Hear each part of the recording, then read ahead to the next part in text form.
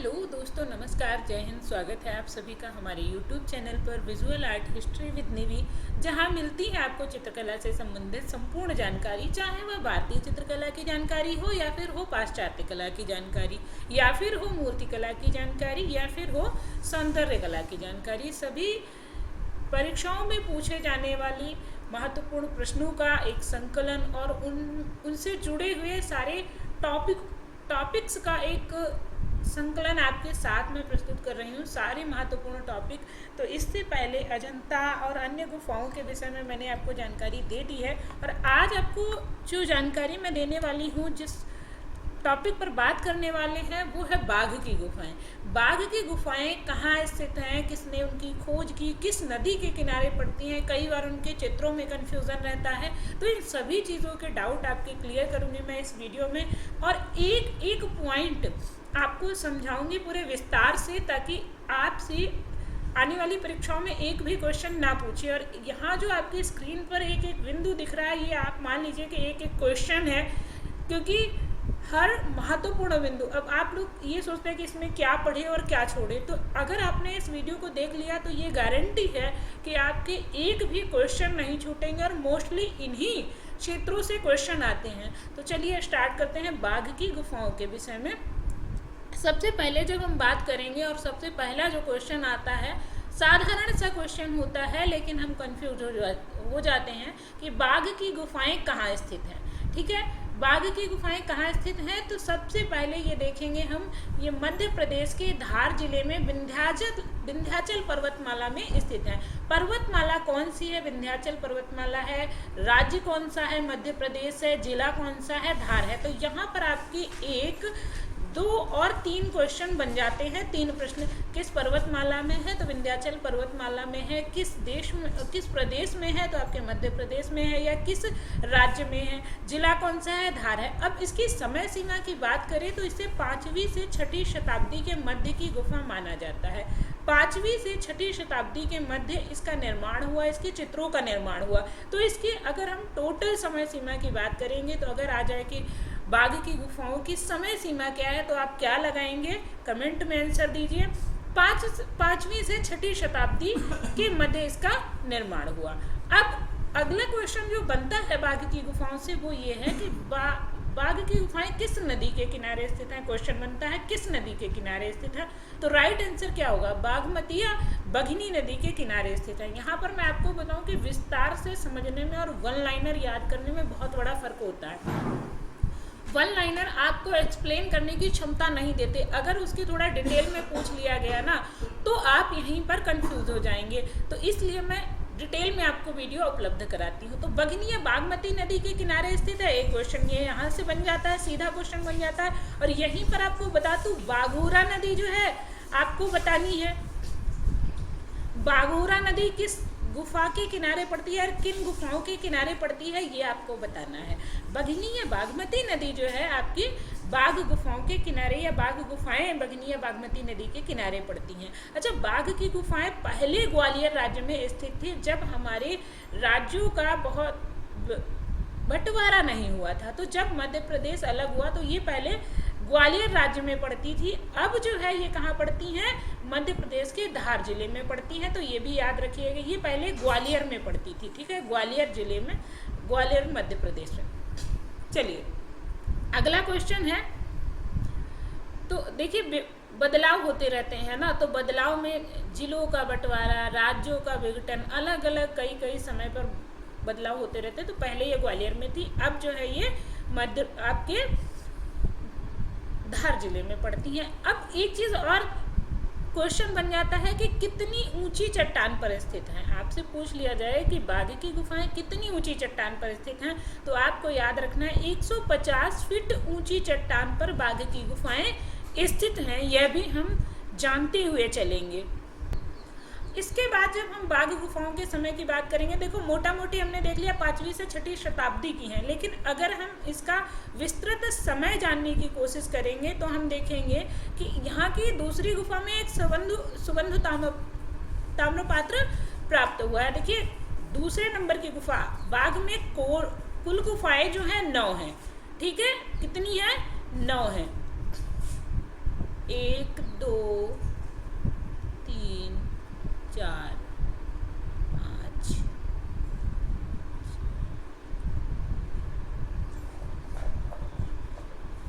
तो ये 9 गुफाएं हैं, जिसमें चौथी गुफा जो है रंग महल कही जाती है, आगे आपको डिटेल में बताऊंगी। दूसरी गुफा से एक सुवर्ण ताम्रपत्र प्राप्त हुआ, उसमें क्या है 1600 से 466 ईस्वी समय का उल्लेख इस सुवर्ण ताम्रपत्र के अनुसार मिलता है। तो उसके अनुसार अगर हम देखें तो ये 5वीं शताब्दी की गुफाएं हैं, ठीक है। लेकिन एक विद्वान हुए विसेंट स्मिथ ने कहा कि ये 626 से 628 ईस्वी के मध्य निर्मित गुफाएं हैं। इनके चित्र जो हैं, इन्होंने इनके चित्रों को समय बताया है। विसेंट स्मिथ ने चित्रों का समय बताया है, ये आपको याद रखना है। एक पॉइंट आपका बन जाता है कि विसेंट स्मिथ ने क्या बताया, तो चित्रों का समय बताया है, ठीक है। ये याद रखिएगा आप लोग।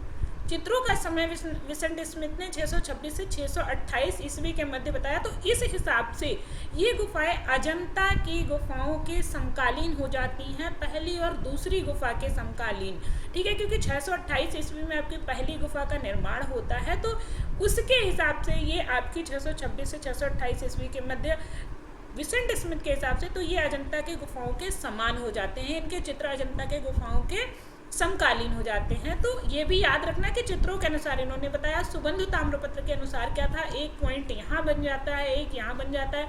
तो ये क्वेश्चंस आपको ध्यान रखने हैं। इसके बाद बात आती है दो विद्वान वर्गीस और फर्ग्यूसन, इन्होंने कहा कि ये गुफाएं 200 ईस्वी की हैं या दूसरी शताब्दी की हैं, ठीक है। अब तक हम ईस्वी पूर्व का समय पढ़ रहे थे, अब हम ईस्वी में चल रहे हैं। तो 200 ईस्वी या दूसरी शताब्दी की है, मानो इन्होंने बहुत पीछे जाके समय बता दिया, जबकि यहाँ इसके अनुसार अगर हम देखें तो 7वीं शताब्दी में चित्र बने। लेकिन मेन समय जो 5वीं शताब्दी हम प्रूफ क्यों मान रहे हैं 416 से 466 को, क्योंकि 5वीं शताब्दी का जो समय है ये वहीं के लेख के अनुसार प्राप्त हुआ, तो उससे बेहतर कौन जान सकता है। तो इसलिए समय इनका 416 से 466, 5वीं से 6वीं शताब्दी। अगर इनके चित्रण के समय की बात आए तो अजंता के गुफा चित्रों के समकालीन, जिसमें पहली गुफा के समकालीन, पहली और दूसरी। अब हमने गुफा की स्थिति देख ली, गुफा का समय देख लिया, उसके बाद बात आती है गुफाओं की खोज के विषय में। तो भाई कैसे सबके सामने आए, जैसे हमारी अजंता की गुफाओं की खोज की गई, वैसे ही बाघ की गुफाओं की भी खोज हुई। तो इसके एक क्वेश्चन यहाँ से बन जाता है कि बाघ की गुफाओं की खोज किसने की। तो 1818 ईस्वी में डेगरफील्ड या डेजरफील्ड नामक विद्वान ने की थी, और विद्वान हम कह सकते हैं या इन्हें पुरातत्ववेत्ता कह सकते हैं। तो इन्होंने इसकी खोज की, और एक साहित्य विनिमय संघ पत्रिका जो कि मुंबई से प्रकाशित होती थी, मुंबई में ये प्रकाशित होती थी, साहित्य विनिमय संघ नामक पत्रिका।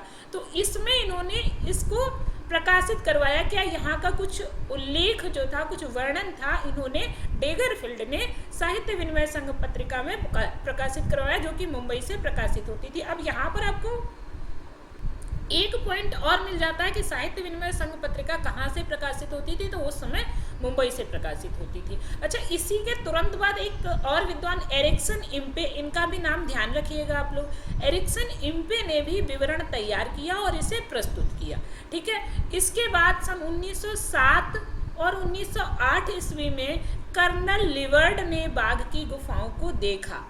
कर्नल लिवर्ड ये भी एक विद्वान थे, इन्होंने बाघ की गुफाओं को देखा।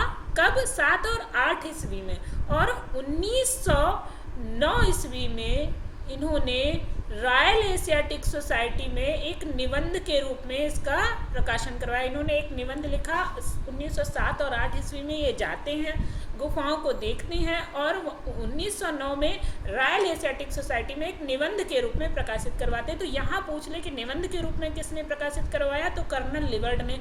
खोजा कब? 1907 और 8 ईस्वी में, तो ये ध्यान रखिएगा। फिर 1910 ईस्वी में असित कुमार हलदार ने इसकी खोज की और इसका विवरण प्रकाशित करवाया, ठीक है।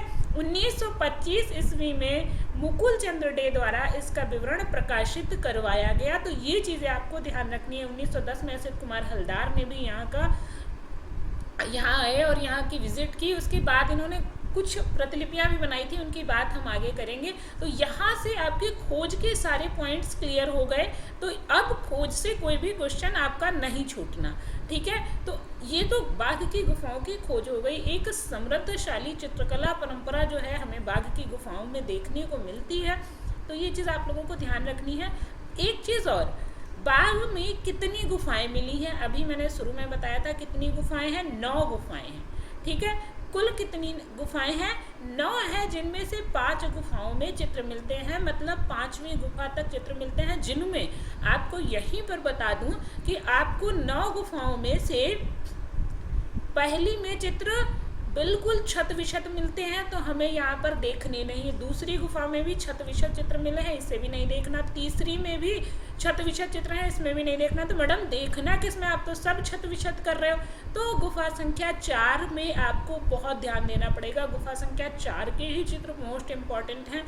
5 में एक चित्र मिलता है, इसके बाद 6, 7, 8 और 9 इन गुफाओं के प्रवेश द्वार अवरुद्ध हो चुके हैं, तो यहाँ पर चित्र नहीं मिले या यहाँ पर लोग नहीं पहुँच पाए, तो इसलिए हमें 5 गुफाओं में चित्र मिलते हैं, ठीक है। लेकिन सबसे ज़्यादा जहाँ मिले वो गुफा संख्या 4 है। अच्छा, बाघ की जिन गुफाओं में चित्र मिले उनको एक नाम दे दिया गया, ठीक है। 5 गुफाओं का नाम दिया गया है, तो 5 गुफाओं के नाम कई बार पूछ लेते हैं। अब यहीं से आपके 5-6 क्वेश्चन बन जाते हैं। ये जो आपको 5 बिंदु दिख रहे हैं, 5-6 बिंदु, यहाँ आपको 6 क्वेश्चन मिल जाते हैं सीधे। अगर डालते हैं क्वेश्चन तो बाघ की गुफा संख्या 1 का नाम क्या है, लास्ट टाइम नेट की परीक्षा में और जो आपका असिस्टेंट प्रोफेसर की परीक्षा हुई थी, तो उसमें यह क्वेश्चन आया था कि बाघ की तीसरी गुफा का क्या नाम है। तो ऐसे क्वेश्चन बन जाते हैं। अगर पूछ ले गुफा संख्या 1 का क्या नाम है, तो इसे गृह गुफा कहते हैं, गृह गुफा, ठीक है, गृह गुफा इसे कहते हैं। एक चीज़ और याद रखिएगा, इसकी माप जो है 23 फुट बाई 14 फुट है, मतलब 23 फुट लंबी और 14 फुट चौड़ी यह गुफा है, गुफा संख्या 1, जिसे गृह गुफा कहते हैं। अब याद रखो भाई, सबसे पहले कोई कहाँ जाना चाहेगा, अपने घर में जाना चाहेगा, तो सबसे पहले नंबर पर आता है घर, तो जो क्या है, गृह गुफा है।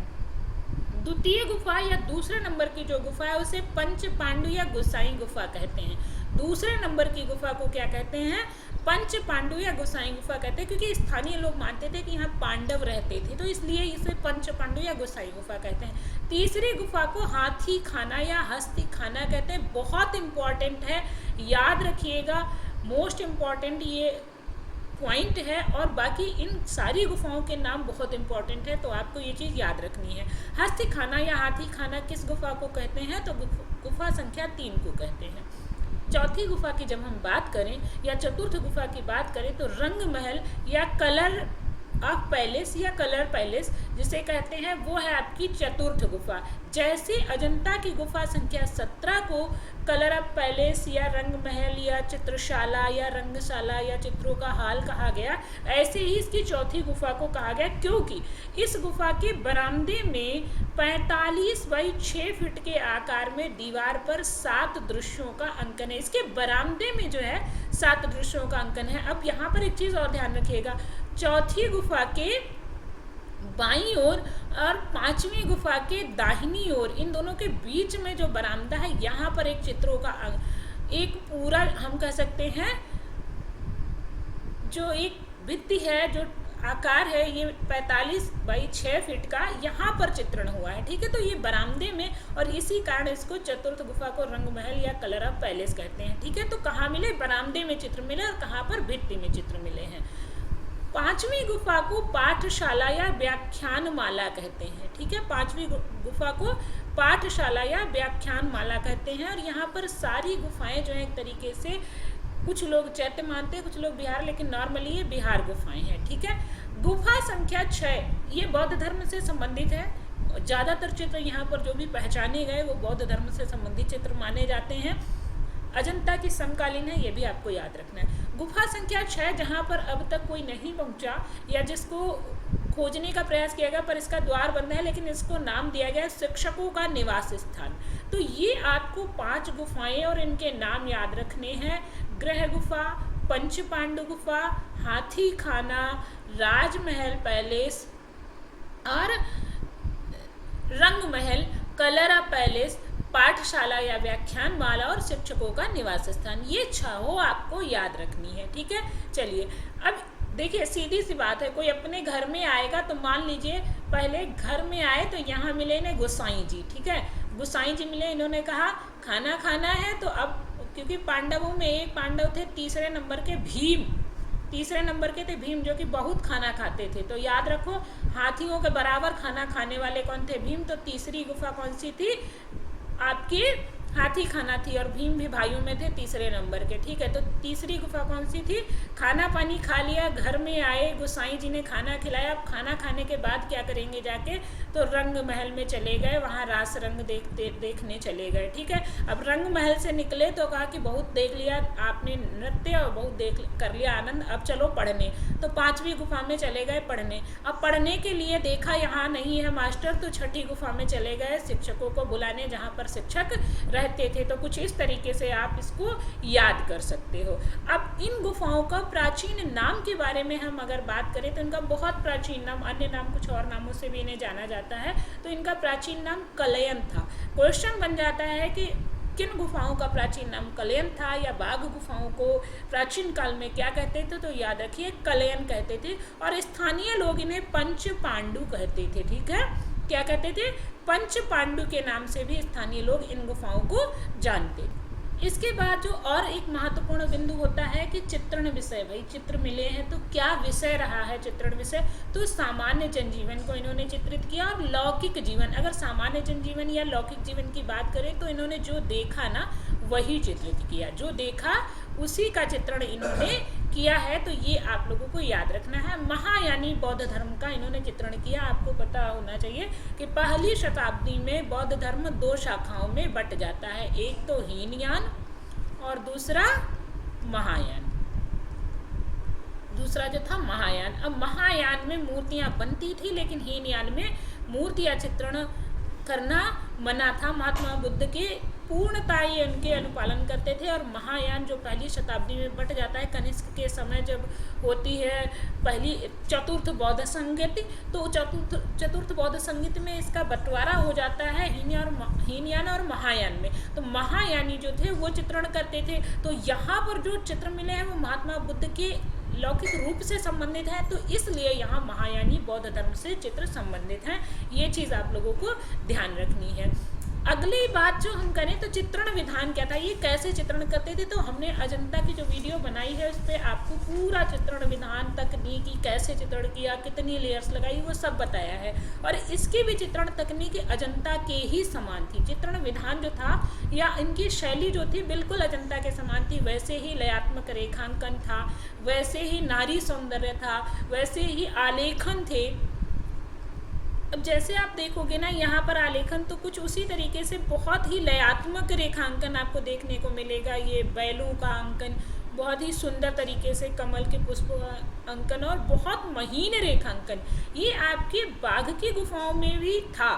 पशु पक्षियों को केंद्र में रखना, आलेखनों में इन्होंने भी बहुत पशु पक्षियों का अंकन किया है, कमल के पुष्पों का अंकन और बहुत लयात्मक रेखांकन। तो अजंता की शैली के समान ही इसका रेखांकन मिलता है और चित्रण भी वैसे ही मिलता है। अब ये भित्ति पर चूने का प्लास्टर लगाकर टेम्परा रंग से, टेम्परा रंग क्या होता है? ग्लू या गोंद मिश्रित रंग।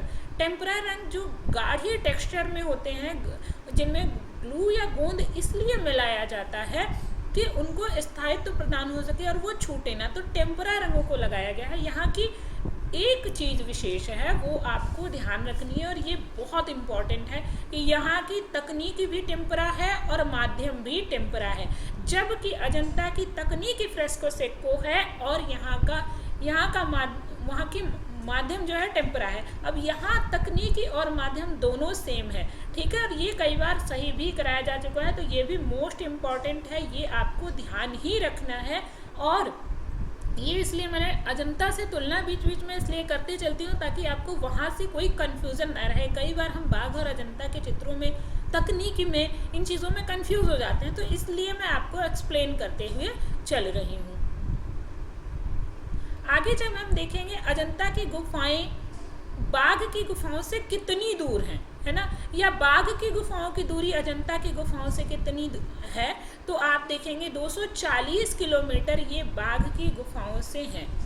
बाघ की गुफाओं से अजंता की गुफाएं 240 किलोमीटर हैं, या अजंता से बाघ की गुफाओं की दूरी 240 किलोमीटर है। और यहीं अगर हम इंदौर की बात करें तो इंदौर से यह बाघ की गुफाएं 150 किलोमीटर हैं। बाघ की गुफाएं 150 किलोमीटर आपकी इंदौर से हैं और 240 किलोमीटर आपकी अजंता की गुफाओं से हैं।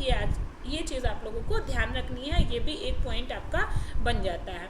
अगला एक और इम्पोर्टेंट बिंदु है या महत्वपूर्ण पॉइंट है, वो ये है कि 1951 में पुरातत्व सर्वेक्षण विभाग ने बाघ की गुफाओं को सर्वेक्षण प्रदान किया।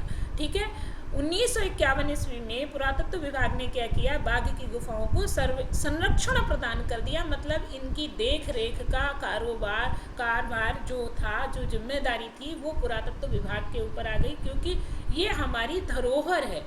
यहाँ से हमारी संस्कृति का पता चलता है, यहाँ से हमारी कला के जन्म का पता चलता है। क्योंकि आप सभी को पता है कि बाघ की गुफाएं अजंता के समकालीन है और अजंता की गुफाओं के चित्रों को क्लासिकल आर्ट कहा जाता है या शास्त्रीय कला कहा जाता है। तो जब यहाँ पर आप देखते हो तो इनको पुरातत्व विभाग ने क्या किया, पुरातत्व सर्वेक्षण विभाग ने इन्हें संरक्षण प्रदान किया। कब? 1951 ईस्वी में। तो एक पॉइंट आपका यहाँ से बन जाता है। अब क्योंकि मैंने आपको शुरू में ही बताया कि बाघ की गुफा संख्या 4 से चित्र मिले हैं और उसी के बहुत इंपॉर्टेंट चित्र हैं, तो आपको बता दूं कि बाघ की गुफा संख्या 4 से जो चित्र प्राप्त हुए उन्हें 7 खंडों में विभाजित किया गया। ठीक है, 7 खंडों में या 7 भागों में विभाजित किया गया है। ये हमारे असित कुमार हलदार और मुकुल चंद्र डे के अनुसार, जिनके प्रमाणित माने जाते हैं उनके अनुसार। तो प्रथम खंड क्या था? प्रथम खंड में शोकाकुल स्त्री या फिर विरहिणी या वियोग का चित्र है। ठीक है, एक शोकाकुल स्त्री है जिसे हम देख सकते हैं, जैसे मरणासन राजकुमारी है, ठीक वैसे ही यहाँ पर एक शोकाकुल स्त्री का चित्र है या विरहिणी का चित्र है। मरणासन राजकुमारी की ही तरह नहीं बना, लेकिन हाँ उसके चेहरे पर भी उतना ही करुण भाव दिखाई देता है। तो विरहिणी या शोकाकुल स्त्री या वियोग का चित्र यहाँ पर दिखाई देता है। और नीले रंग के कबूतरों की जोड़ी प्रथम खंड में है। ये आपको याद रखना है कि पहले खंड में एक शोकाकुल स्त्री और दूसरा नीले रंग के कबूतरों की जोड़ी है। द्वितीय खंड में मंत्रणा नामक चित्र है, जिसमें 2 साधुओं को या कुछ लोगों को बैठकर मंत्रणा करते हुए दिखाया गया है। तीसरे खंड में आकाशचारी विद्याधर या उड़ती हुई अप्सराओं के नाम से भी इसे जानते हैं, या आकाशचारी विद्याधर के नाम से इसे ज़्यादा जाना गया। तो आकाशचारी विद्याधर तीसरे खंड में आपको मिलते हैं। चौथे खंड की बात करें तो यहाँ नर्तकी को घेरे हुए 7 स्त्रियां हैं और इसी को हल्लीसक नृत्य कहते हैं। ये बहुत इंपॉर्टेंट है, मोस्ट इम्पॉर्टेंट, ये आपको ध्यान रखना है, क्योंकि पूछा जाता है कि हल्लीसक नृत्य कहाँ बना हुआ है, कहाँ से प्राप्त हुआ है। तो आपके बाघ की गुफा से और बाघ की गुफा संख्या 4 के चतुर्थ खंड से प्राप्त हुआ है। ठीक है, गुफा संख्या 4 के चित्रों में चतुर्थ खंड में हल्लीसक नृत्य या नर्तकी को घेरे हुए 7 स्त्रियों का चित्र मिलता है। इसके बाद आता है नृत्यांगना व वादिकाओं का दृश्य। ठीक है, नाचने और बजाने वालियों का एक दृश्य आपकी बाघ की गुफा में प्राप्त होता है। और 6 स्त्री गायिकाओं का दल, ये इम्पॉर्टेंट है चित्र, आपको याद रखने हैं। अगर आपने इनको याद किए तो आपसे कभी भी क्वेश्चन नहीं छूटेंगे, ये आपको ध्यान रखना है। चलिए आगे बढ़ते हैं। बाघ की गुफाओं में जो गुफा संख्या 4 में चित्र है, उसके 5वें खंड में एक राजकीय शोभा यात्रा का चित्र है। आप सभी को पता है कि अजंता की गुफा में गुफा संख्या 10 में भी एक चित्र ऐसे ही मिला है, तो यहाँ भी राजकीय शोभा यात्रा का चित्र प्राप्त हुआ है। छठा दृश्य जो है, जो 6ठे नंबर का दृश्य है, उसमें हाथियों का जुलूस दिखाया गया है आपको बाघ की गुफा में, ये भी इम्पोर्टेंट है, याद रखना। और हाथी, घोड़े व केले के वृक्षों का अंकन, ऐसे इस क्वेश्चन को, इस पॉइंट को ऐसे भी पूछ लेते हैं कि कदली वृक्षों का अंकन कहाँ हुआ है, कदली या केले के वृक्षों का अंकन कहाँ हुआ है। तो याद रखिएगा बाघ की गुफा में कदली या केले के वृक्षों का अंकन हुआ है। एक पॉइंट और है, कार्ल खंडालवाला ने मुर्गी और उसके चूजों का एक चित्र प्रकाशित करवाया था। तो मुर्गी, इस क्वेश्चन को ऐसे भी पूछा जा सकता है कि मुर्गी और चूजे का अंकन कहाँ मिलता है, तो बाघ की गुफाओं में मिलता है। और किसने प्रकाशित करवाया था, तो कार्ल खंडालवाला ने करवाया था। तो ये भी याद रखना, कार्ल खंडालवाला ने मुर्गी और उसके चूजों का अंकन या उसका चित्र प्रकाशित करवाया था। कहाँ करवाया था, तो एक पत्रिका में प्रकाशित करवाया था। क्या मुर्गी और चूजों का चित्र कहाँ मिलता है, बाघ की गुफाओं में। अच्छा, एक चीज़ और है, अगर पूछ ले कि जीवन के विभिन्न पक्षों का चित्रण कहाँ हुआ है, तो आप क्या बताएंगे, बाघ की गुफाओं में जीवन के विभिन्न पक्षों का अंकन हुआ है। बाघ की गुफाओं में पक्षी चित्रण जो है, एक चीज़ और ये महत्वपूर्ण है कि कहीं कहीं भरतनाट्यम के आधार पर पक्षी चित्रण हुआ है। काफ़ी नृत्य करते हुए पक्षियों को बनाया गया है। जब आप हंस का या किसी का देखेंगे तो काफ़ी अच्छी मुद्राओं में इनको अंकित किया गया है। तो भरतनाट्यम के आधार पर ये पॉइंट भी इम्पॉर्टेंट है, क्योंकि ये क्वेश्चन आ चुका है और ऐसे ही पूछा जाता है। एक क्वेश्चन और आता है कि शोभन चित्र किस गुफा में है। शोभन चित्र मतलब सुंदर स्त्रियों का चित्र कहाँ है, शोभन चित्र कुछ स्त्रियों का चित्रण है, ये कहाँ है, तो शोभन चित्र जो है आपकी बाघ की गुफा में स्थित है। यह भी आपको याद रखना है, एक पॉइंट आपको यहाँ भी बन जाता है। तो बाघ की गुफा से जितने क्वेश्चन बन सकते हैं उन सभी को आज मैं बताऊंगी, आप वीडियो को पूरी देखिएगा। अब हमने खोज देख ली, हमने चित्र देख लिए, हमने चित्रों का विश्लेषण कर लिया, चित्रण तकनीकी देख ली। सब देखने के बाद अब इन गुफाओं की प्रतिलिपियों की भी बात कर लेते हैं, जो प्रतिलिपियों से क्वेश्चन बन सकते हैं। तो सबसे पहले बाघ गुफाओं की प्रतिलिपियां किसने बनाई, क्वेश्चन ये आ जाता है। तो सन 1920 ईस्वी में मुकुल चंद्र डे ने सबसे पहले बाघ गुफाओं की प्रतिलिपियां बनाई थी। उसके बाद 1921 ईस्वी में नंदलाल बसु और असित कुमार हलदार, उनके साथ सुरेंद्र नाथकर, आपके A.B. Bhosle, B.N. Apte, M.S. भांड और B.V. जगपत ने जो है आपके बाघ की गुफाओं की प्रतिलिपियां बनाई थी। तो ये भी आपको ध्यान रखना है। 1921 में इन सब ने बनाई थी और 1920 में मुकुल चंद्र डे ने सर्वप्रथम बाघ की गुफाओं की प्रतिलिपियां बनाई। और इन जो भारतीय चित्रकारों ने ये सारी प्रतिलिपियां बनाई, ये कहाँ रखी हुई हैं, तो ये ग्वालियर के गुजरी महल में ये सारी प्रतिलिपियां रखी हुई हैं, भारतीय चित्रकारों के द्वारा बनाई हुई प्रतिलिपियां। इसके अलावा एक और चित्रकार था जिसने आपके बाघ गुफाओं की प्रतिलिपियां बनाई थी। तो अगर आपको ऑप्शन में ये दिख जाए तो आपको हटाना नहीं है। एक चित्रकार था कचडोरियन, इसने भी बाघ की गुफाओं की अनुकृतियां या प्रतिलिपियां बनाई थी। तो ये चीज़ आपको ध्यान रखनी है कि बाघ गुफाओं की प्रतिलिपियां किसने किसने बनाई। सर्वप्रथम मुकुल चंद्र डे ने, फिर Nandlal Basu, Asit Kumar Haldar, Surendra नाथकर, S.B. Bhosle, B.N. Apte, M.S. भाड़, B.V. जगपत, भारतीय चित्रकार, ये सब ने बनाई। और इनकी प्रतिलिपियां कहाँ संग्रहित है, तो ग्वालियर के गुजरी महल में संग्रहित हैं। तो आज की वीडियो आपको कैसी लगी जरूर बताइएगा। ऐसी ही और वीडियोस पाने के लिए चैनल को कर लीजिए सब्सक्राइब। डेली आपको लगभग 5 से 7 बजे तक आपको ऐसी ही एक वीडियो प्राप्त हो जाएगी, ऐसी ही वीडियो एक उपलब्ध हो जाया करेगी। और पीछे जो आपने मेरी वीडियोस नहीं देखी हैं तो आप जाके देखिए, बहुत अच्छी जानकारी के साथ वो वीडियोस आपके साथ मैंने शेयर की हैं। तो चैनल को कर लीजिएगा सब्सक्राइब, वीडियो को कर दीजिएगा लाइक। यहाँ तक वीडियो देखने के लिए बहुत बहुत धन्यवाद। Thanks for watching.